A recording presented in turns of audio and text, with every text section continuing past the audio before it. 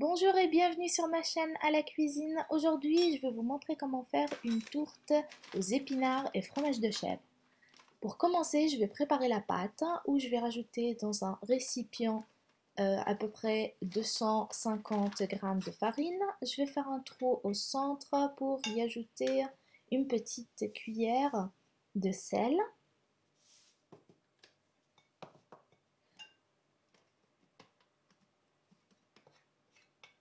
La quantité de 2 cuillères à 3 cuillères à soupe d'huile tournesol ou huile d'olive,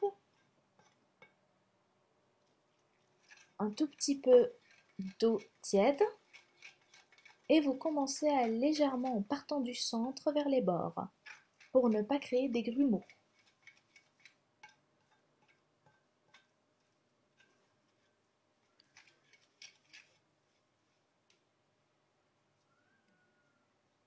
Une fois vous trouvez que le mélange s'avère être difficile avec la cuillère, vous mettez vos mains à la pâte et vous commencez à rassembler la pâte.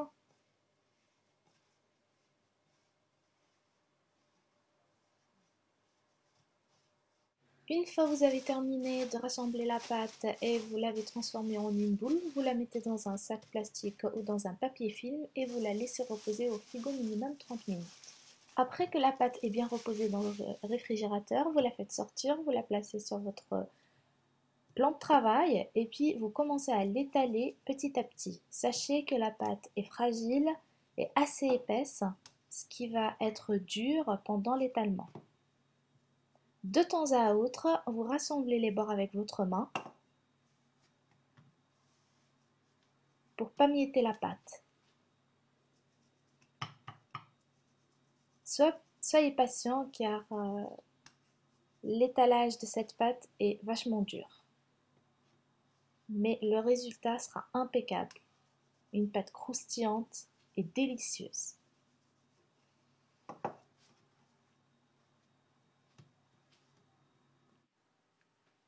Voilà le résultat après avoir bien étalé la pâte sur le plan de travail. Vous prenez un plateau, vous le sulfurisez et puis vous placez votre pâte sur un rouleau afin de faciliter la mise de la pâte sur le plateau.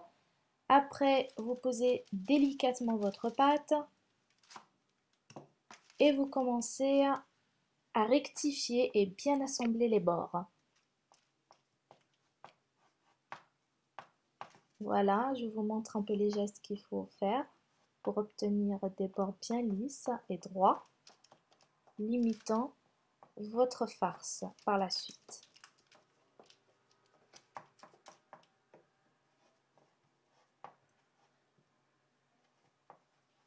Une fois terminé, vous passez à la préparation de votre farce.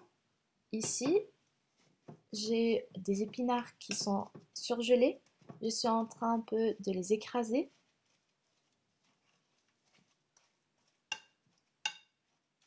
Après bien les avoir écrasés, je commence à rajouter les autres ingrédients qui sont la crème fraîche.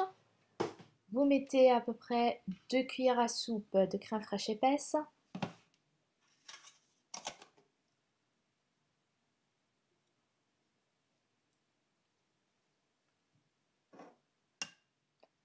Trois œufs.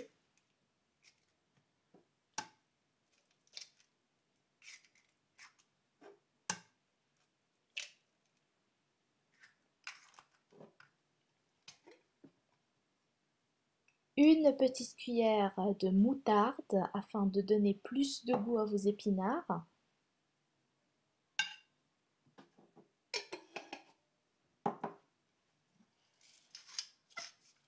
Du poivre selon vos goûts.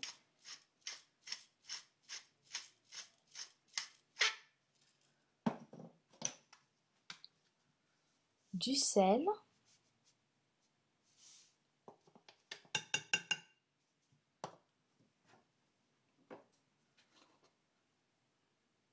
Du paprika, à peu près une bonne cuillère.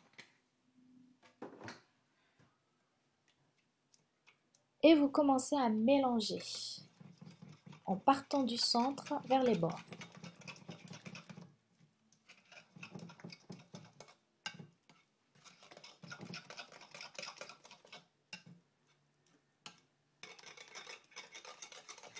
Après avoir bien mélangé, vous obtenez une couleur vert clair tellement belle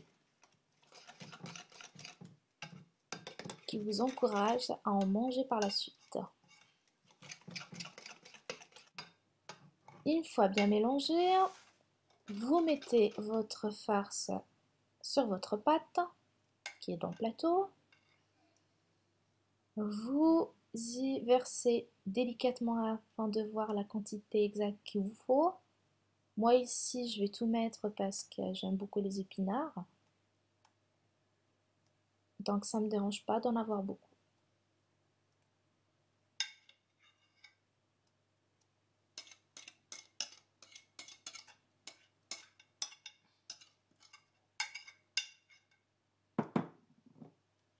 Vous homogénéisez votre farce dans tous les bords. Et vous passez à la décoration. Vous coupez des petites rondelles de bûche de chèvre. Vous les placez une après l'autre sur votre farce. Vous pouvez mettre la quantité que vous voulez, que ce soit 6 pièces, 7 pièces ou alors sur toute la surface de votre farce, c'est comme vous voulez. À vous de voir. Moi ici, je ne vais pas beaucoup en mettre quand même. Là, je vais rajouter d'autres choses que vous allez voir par la suite.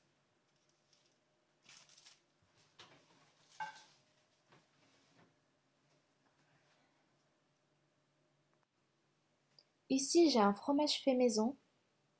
Je vais le mietter sur toute la surface de ma tourte.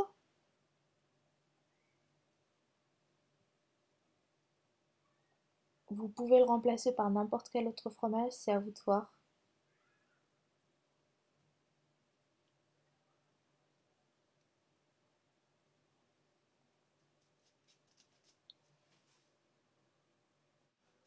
Ensuite, je rajoute ici des tomates confites faites maison, juste pour donner un peu de couleur.